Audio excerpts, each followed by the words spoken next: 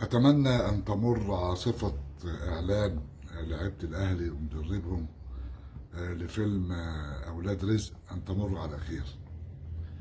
الحقيقة إنه إقحام لعيبة النادي الأهلي والمدرب في مثل هذا النوع من الإعلانات ممكن يفتح فتوحة كبيرة جدا على الساحة الرياضية، لتدخل في صدامات ومشاكل وأزمات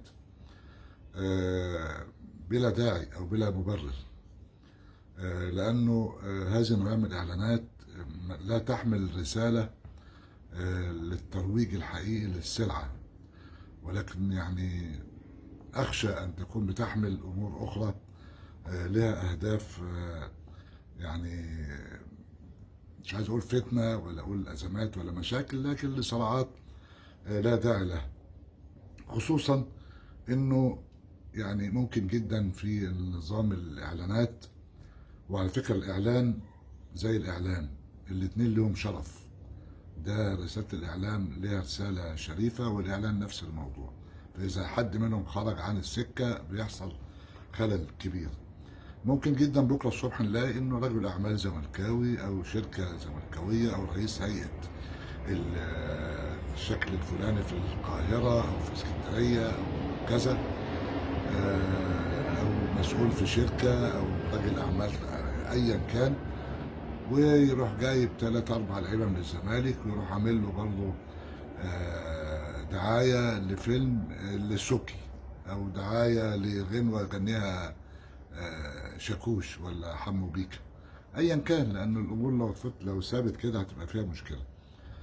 واعتقد انه اداره النادي الاهلي ما عندهاش علم، رغم ان انا يعني تابعت انها عندها علم وانه الامور تمت بالتنسيق، لكن بعتقد ان دي واحدة من المشاكل الجديدة علينا اللي ممكن تكون لها اثار سلبية بتخش جنب اللي بيحصل في الشارع الكروي مع موسم ممتد المفعول.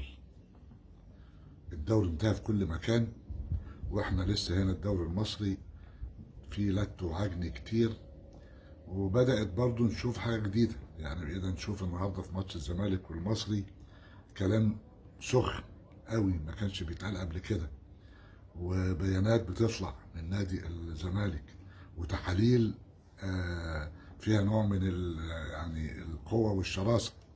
ما يطلع محلل يقول لك انه طاقم التحكيم اللي هو بقيادة احمد الغندور فرط في حق نفسه، وان هو ما حافظش على كرامته ولا كبريائه.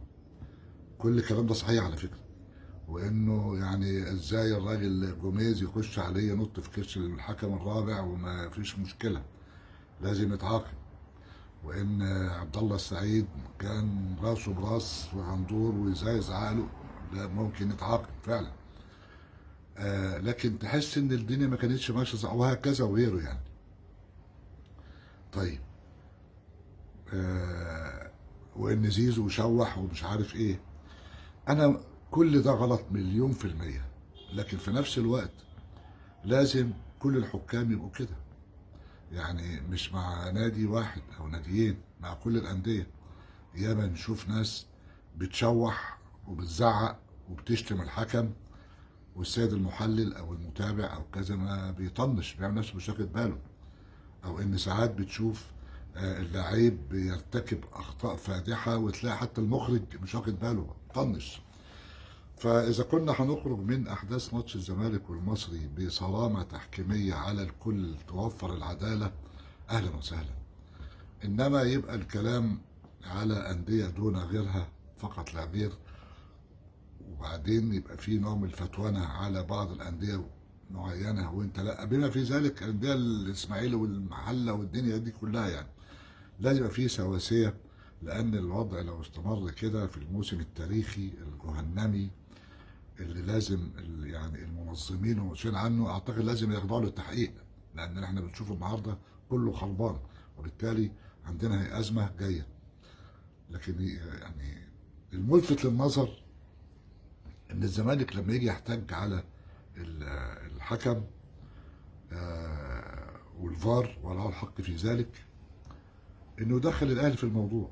يعني طلع بيان طويل عريض وقال لك انا مش لاعب الا لما الاهلي يلعب مؤجلاته. طب ايه دخل دي في دي؟ احنا نتكلم الاصول، ايه دخل دي في دي؟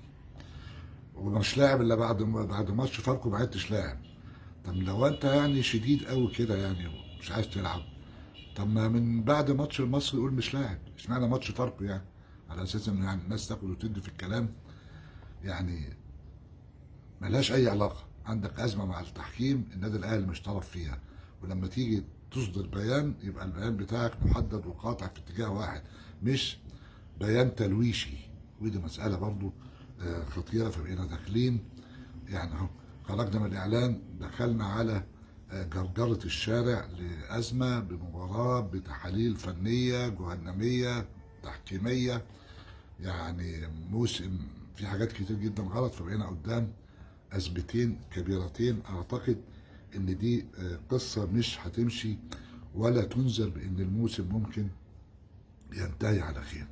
أرجع وأقول إنه يعني الأهلي والزمالك لازم يخلوا بالهم ولازم يصحصحوا، لأنه اللي بيحصل النهارده ضد نادي من ناديين او للاساءه لاحد الناديين او لجرجره نادي ضد الثاني او لاثاره مش عارف ايه، ممكن يحصل بكره. وزي ما قلت لكم يعني سهل جدا جدا ان اي حد اي يعني راجل اعمال او اي شركه من الشركات او اي من الهيئات طالما اتفتحت لانه يبقى في نوع من الترويج بهذا الشكل، يبقى احنا رايحين في سكه مش ولا بد.